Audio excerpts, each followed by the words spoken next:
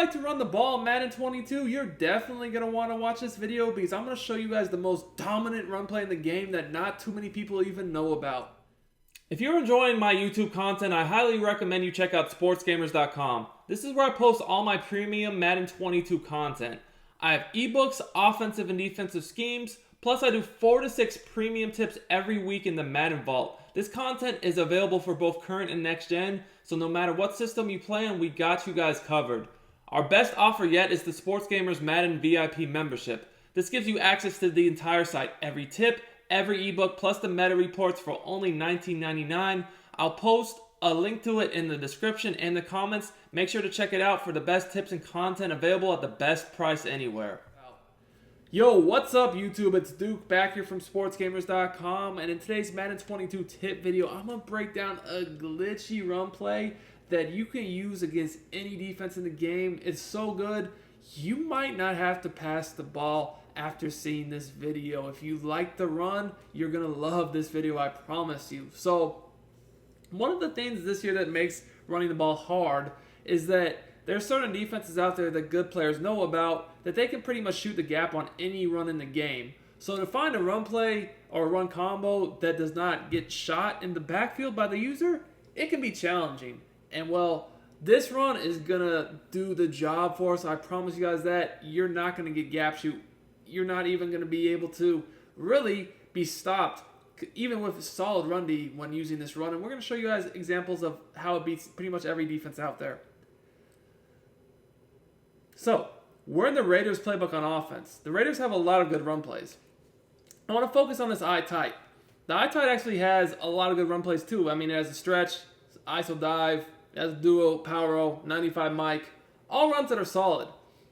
In this video though, I want to focus on this 26 duo. This is a run that's very under the radar. I rarely see people use it, but it is so hard to stop. And if you enjoy my free YouTube content, guys, make sure you subscribe if you're new. I do free Madden 22 tips, gameplays, and news on my channel on a daily basis. So make sure you subscribe. Also, if you really rock with me, smash that like button, comment on the video. All that stuff does help me out a lot as a content creator.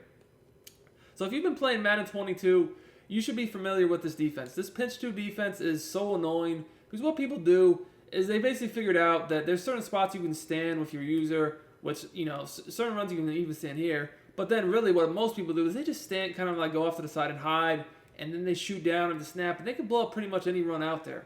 Well, that's not going to work with this run, and I'm going to break down why this run works so well in a second here, but I do want you guys to notice, look at the fullback's wide blocking angle. You don't get that too commonly, and that's one of the things I love about this play, but let's just run through it a few times to show you guys how exactly it works.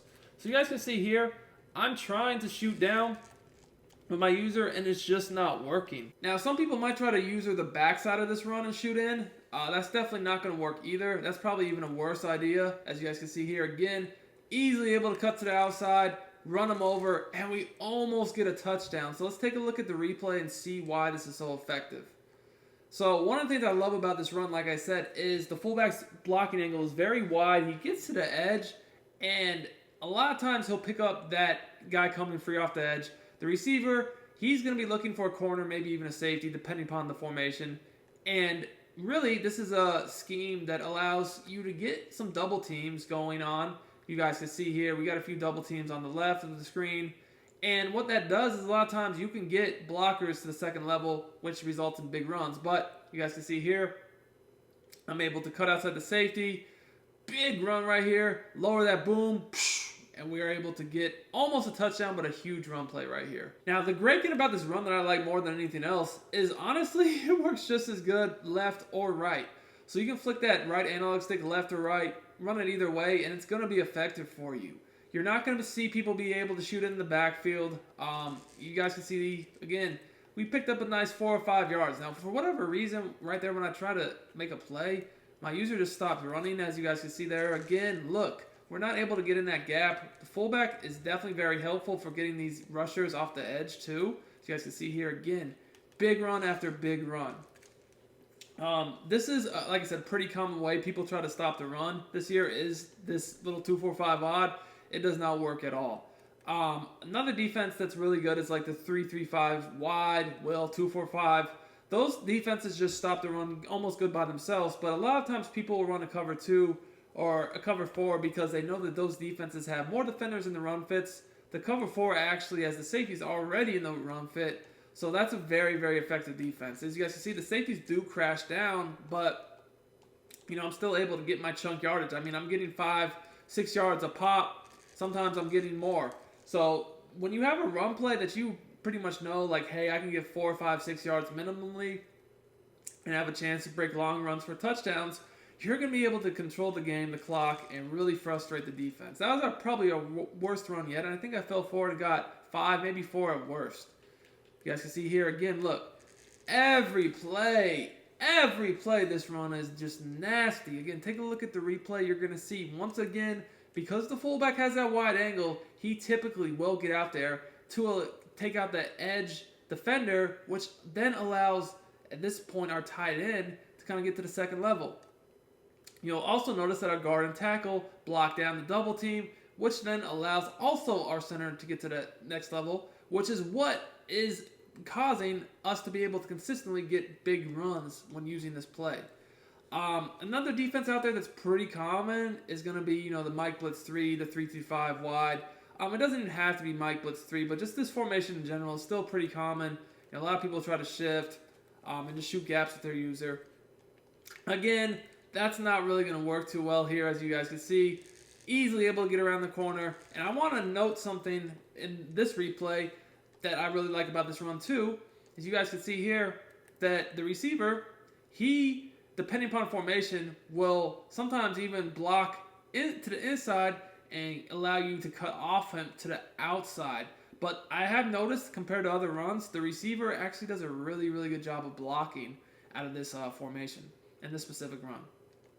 Now, like I said, I love this I-form tight, though, because if you start to see people shifting and overplaying to the right, you just playmaker flick your stick back to the left, and I mean, the run is just as good, if not better sometimes when run this way. As you guys can see here again, big yardage.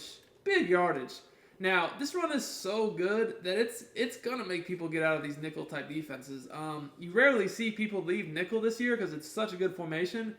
Honestly, people don't really run under center much this year because it's so easy to pass and shotgun is so good.